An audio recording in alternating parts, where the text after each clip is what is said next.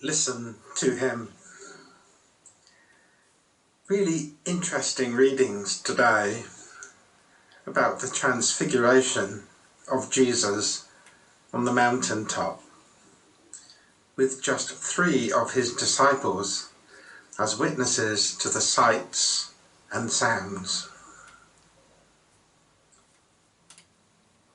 In which passage 3 words stand out for me? Listen to him. In our recent Bible studies, we have been reflecting on the glorious things that Jesus has done.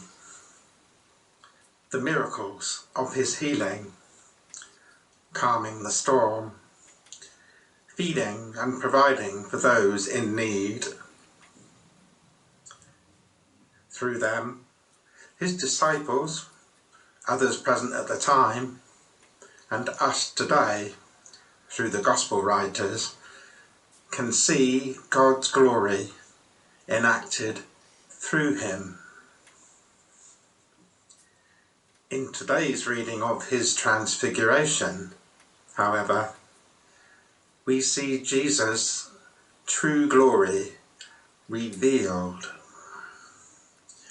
Brilliant white light, brighter than the sun, shining from his face and clothes. And then God's voice saying, "This is my Son, whom I love. Listen to him."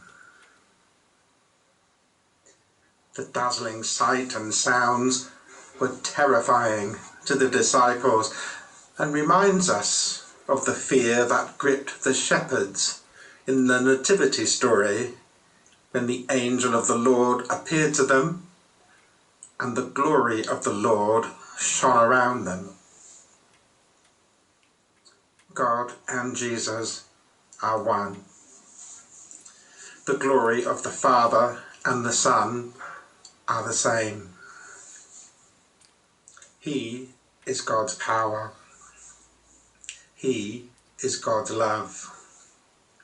He is God's saving grace, by which we will one day see and be with him in all his glory. The 3 disciples were eager to extend their experience on the mountaintop, Peter suggesting that they build some shelters, perhaps so that would enable them to do so, if only for a short while more. Instead, they return to the real world of everyday existence, commanded by Jesus not to tell anyone of what they had seen and heard until they have seen the Son of Man risen from the dead. In hindsight, it's a clear reference to us of the death and resurrection of Jesus. It must have been difficult for the disciples to obey this command, and having no idea of what it actually meant, or when this time would come. But imagine their joy in being able to share this witness and help to dispel all doubt from those who cannot or will not believe in Jesus, the Son of God. It all made sense to them then, and to us now. Thankfully, we have no such constraint.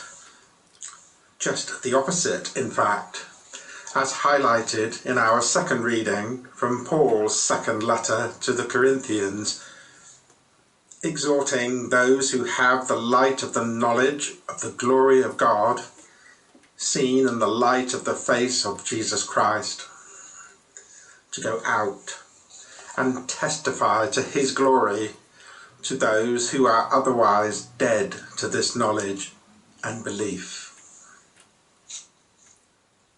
But each of us knows how hard it is to listen to him when we must contend with our own everyday existence and our hopes and fears for the future. It is so easy to focus on the things of this life, to be wealthier, healthier, happier with our surroundings, earnings, and achievements. Seek first the kingdom of God, says Jesus, and his righteousness. Then all these things will be added unto you. The only way to the kingdom of God is through him, says Jesus. So, listen to him. Some may respond that it is not possible to believe and trust in a loving, all-powerful God who allows such suffering in this earthly life, not just in our time, but for all generations. I recently read the words of a nurse who worked in field hospitals during the First World War, who saw and dealt with the suffering of soldiers of all nationalities firsthand. She included the effects of the Spanish flu epidemic that sprung up in the last few months of the war and ravaged those who had survived the fighting and civilian populations alike.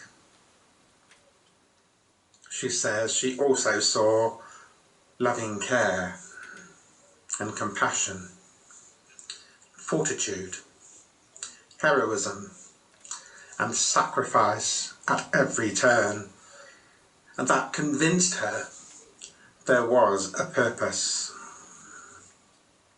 She thought of Jesus and all these things encapsulated on the cross for the purpose of our salvation, such that she became a Christian, listening to and following Jesus. If we look around in our present time, we can see and hear similar examples to inspire us in our own belief.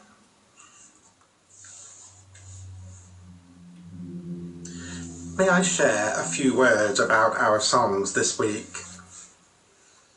I was introduced to the song "Open the Eyes of My Heart" through Colin Crabb and the St Clement's Worship Band. The signing choir have performed it with them once or twice over the 6 years or so that they have been leading our worship songs twice a month. During lockdown, the Signs in Worship choir have been meeting online to record and share a lot of the 100 plus songs that the band have used and developed in that time. Twice we have tried to record this song together, but for different reasons of audio or video quality, have not been able to use the video. So we decided to have another go, leaving just one more for us to find this week.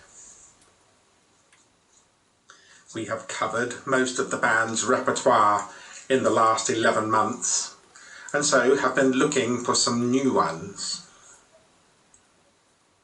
With Easter approaching, we have also been thinking about songs that speak of Good Friday and Easter Day.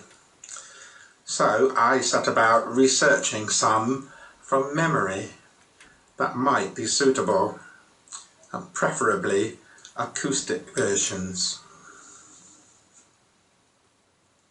For Good Friday and Easter, "Were You There" sprung to mind and led to a few pleasant hours scrolling through covers on YouTube and iTunes.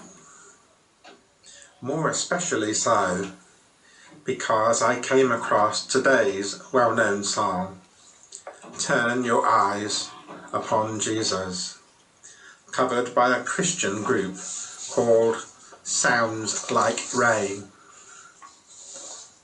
I hope you agree that the words are very apt for today's Bible readings. But how wonderful that, quite unexpectedly, the bridge is taken from our other song, Open the Eyes of My Heart, Lord. I really feel that these are God's choices of songs for all of us this week. And whether you are deaf or hearing, I pray that you will see and hear Him speaking to you. Listen to Him.